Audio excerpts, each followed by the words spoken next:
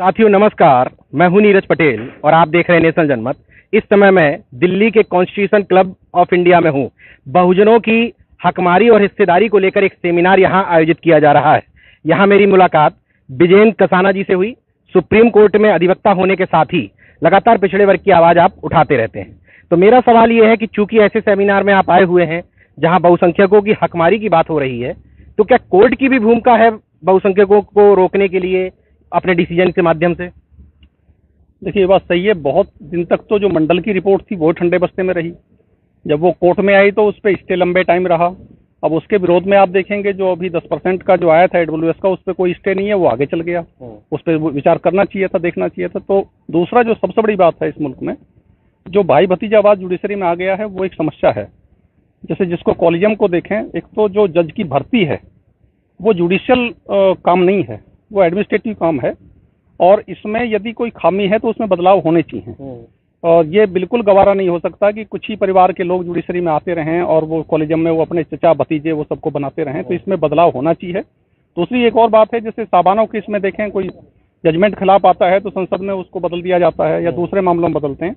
लेकिन कोई भी सांसद इस मुल्क में ऐसा नहीं था कि कॉलेजियम में यदि खामी है तो उसके खिलाफ वो संसद में प्रस्ताव लेके आए। एक भी प्रस्ताव लेके नहीं आया।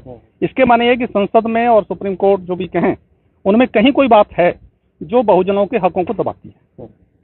जो न्यायिक चरित्र की बात होती है जुडिशरी में, वो शायद अब उतना नहीं रह गई है। इस वजह से लगातार सवाल भी उठने लगे हैं। देखिए, बिल्कुल सही बात है। मंडल के वक्त में जब बहस चल रही थी तो ये सवाल आया था कि जो ओबीसी की गिनती है वो 1931 के आंकड़े के आधार पर है, उसमें कुछ उसका नए डाटा आए हैं। बार बार ये सवाल सुप्रीम कोर्ट में उठा कि नए डाटा नहीं है। लेकिन माननीय सुप्रीम कोर्ट ने एक बार भी ये नहीं कहा कि हम इस मंडल की रिपोर्ट को थोड़े दिन रोक देते हैं, 6 महीने इस पे स्टे कर देंगे और आप नई रिपोर्ट लेके आ जाइए, उस पर कोई बात नहीं होती है। दूसरा, एक जजमेंट सुप्रीम कोर्ट में कास्ट के खिलाफ भी आया है कि कास्ट सेंसस नहीं हो सकती है। दूसरा जो बड़े कमाल की बात है कि 1931 में सेंसस हुई, उसके बाद 41 में वर्ल्ड वॉर हो गया, 51 में हमारी सरकार बन गई। अब देखिए, होना तो ये चाहिए था कि जो सेंसस कमिश्नर है, बेसिकली ये मैं पहली बार ये सवाल उठा रहा हूँ, सेंसस कमिश्नर गृह मंत्रालय के अंडर में नहीं होना चाहिए। सेंसस कमिश्नर को स्वायत्त बॉडी होना चाहिए। ये मुद्दा आज तक एक भी सांसद की बात समझ में नहीं आई। इसको बिल्कुल इंडिपेंडेंट करिए सरकार में।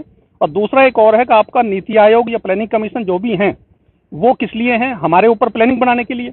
और हमारे ऊपर प्लानिंग जब बने जब हमारी गिनती का आपको पता हो। सेंसस खाली सेंसस नहीं है। सेंसस में आपकी बिरादरी तरक्की कर रही है कि नहीं, आपके अफसर पहले से बने या घटे, आपकी जमीन घटी या बढ़ी, आपकी माली हालत खराब हुई या अच्छी हुई, आपके जमीन का शेयर आप पे कितना है। एक और यहाँ गंभीर सवाल है कि जो जमीन का हिस्सा है ये इंडिविजुअल नहीं होता। जैसे गांव में आप देखें, जो पूरे गांव जब बसता है तो उनका खाता शामलात होता है, यानी कि जमीन पूरी एक कम्युनिटी की थी, बाद में वो अपने कुनबों के हिसाब से बढ़ती चली गई। तो आपके पास कोई आंकड़ा ऐसा नहीं मिलता। और कोई भी सरकार, मनमोहन सिंह की सरकार का बात करें, फ्लोर पे मनमोहन सिंह जी ने वायदा करके मुकर गए कि हम सेंसस कराएंगे। उसके बाद आडवाणी जी का नंबर था, आडवाणी जी ने ये कहा कि सवाल ही नहीं उठता। उसके बाद अब फिर सरकार बीजेपी की है। ये बहुत लंबी चौड़ी बातें ओबीसी के लिए करते हैं, लेकिन फिर ये मुकरने को तैयार हैं।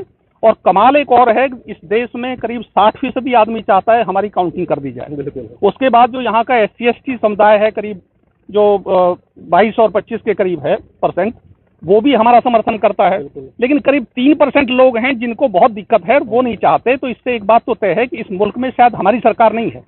60, 70, 80% लोग चाहें और उनकी बात ना मानी जाए, तो इसका मतलब ये इस मुल्क में माइनॉरिटी की सरकार चल रही है। थोड़े से लोग हैं जिनके पेट में दर्द होता है कि यदि सेंसस हो जाएगी, आंकड़े आ जाएंगे तो आपका कुछ छिनेगा।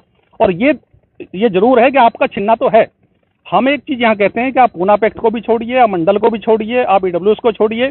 जब आपने सबको आरक्षण दे दिया है तो बहुत अच्छे तरीके से सारी कौमों की गिनती करवाइए और इस मुल्क में आबादी के आधार पर समानुपातिक हिस्सेदारी आप दे दीजिए। अभय दुबे जैसे पत्रकार और अन्य लोग लिख करके इस तरीके का नैरेटिव सेट करने की कोशिश करते हैं कि अगर जातिवाद जनगणना सामने आ जाएगी तो कुछ पिछड़े वर्ग की जातियों को नुकसान होगा। उनके ऊपर आरोप लगेंगे आप ज्यादा हिस्सा खा रहे हैं। ये गलत तरीके से लड़ाई को मोड़ने का एक तरीका है क्या? देखिए, मैं संसदीय भाषा पे नहीं जाता, लेकिन दुबे जैसे लोग ना तो इंटेलेक्चुअल हैं ना बुद्धिमान हैं। यदि कोई आदमी प्रेजुडिस होकर लेखन करता है तो वो बहुत घटिया प्रवृत्ति का आदमी है, उसको सच बोलना चाहिए। और मैं अभय दुबे को और जो लोग इसके विरोध में हैं, आप नेशनल चैनल पे आइए, हमारे साथ डिबेट करिए। क्या कोई इस मुल्क में ऐसा आदमी है जिसको अपनी कौम का, अपनी जाति का ना पता हो? सबको पता है। और उसका कलेक्टिवली एक आंकड़ा ही आना है, और आंकड़े में देश नहीं बट रहा है। ये मुल्क हमारा है, हम क्यों बांटेंगे अपने देश को? आप हमारी गिनती तो करिए। मुल्क हमारा हमें आपसे ज्यादा लगाव है, हमने आपसे ज्यादा कुर्बानी दी है, ये हमारा मुल्क है, इसको हम क्यों बांट देंगे? क्या हमको आज पता नहीं अहीर कितने, गुजर कितने, जाट कितने, कुर्मी कितने, सबका पता है। लेकिन ये बहकाना बंद करें। दूसरा कि मुसलमान बट जाएंगे, मुसलमान बिल्कुल नहीं बटेंगे। मुसलमान में सबको पता है वो किस कौम के हैं, उनकी ब्याह शादियां ज्यादातर अपनी कौम में ही होती हैं। आपको क्या लगता है कि अभय दुबे जैसे लोग या कोई भी जो सवर्ण तबका विरोध कर रहा है, इसको क्या लगता है कि जातिवार जनगणना होने से क्या चीज सामने आ जाएगी जो छुपाना चाहते हैं? कमाल की बात है, एक दिन मैं खुल्ला नाम लेके बोलता हूँ, रवीश कुमार एंड कंपनी, ये जो गैंग हैं सारे के सारे, ये इन मुद्दों पे कभी नहीं बोलेंगे। ये एक डोमेस्टिकेटेड अपोजिशन है इस मुल्क में, जो वक्त आने पे वही मिलेगा जहां उसको जाना चाहिए। ये आईवाश है, ये हम लोगों का मूर्ख बनाते हैं।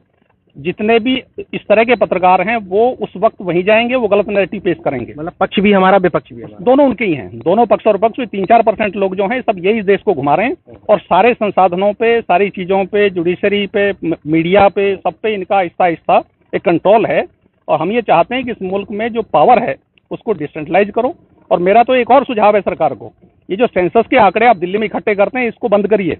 आप तहसील को यूनिट बनाइए, वहाँ का MLA, वहाँ का तहसीलदार और वहाँ के पटवारी और दूसरे जो संस्थान है वो मिलके हर जिले, हर तहसील की यूनिट में डाटा रहे, उस डाटा को आप दिल्ली में कलेक्ट करिए। डाटा तो तहसील में रहना चाहिए, तो ये सब चीजें अपने आप ही खत्म हो जाएंगी सारी की सारी। अच्छा, जुडिशरी में जो जातिवाद और परिवारवाद, वंशवाद की बात हो रही है, आपने कहा एक ही परिवार पूरा घेरे हुए है, क्या तरीका है, कैसे जुडिशरी में क्या चीज हो जाए तो ये लोगों को प्रतिनिधित्व मिल जाएगा? आसान है, जो 312 आर्टिकल है उसमें साफ है, जो IAS वाला है एक तो वो एग्जाम होगा।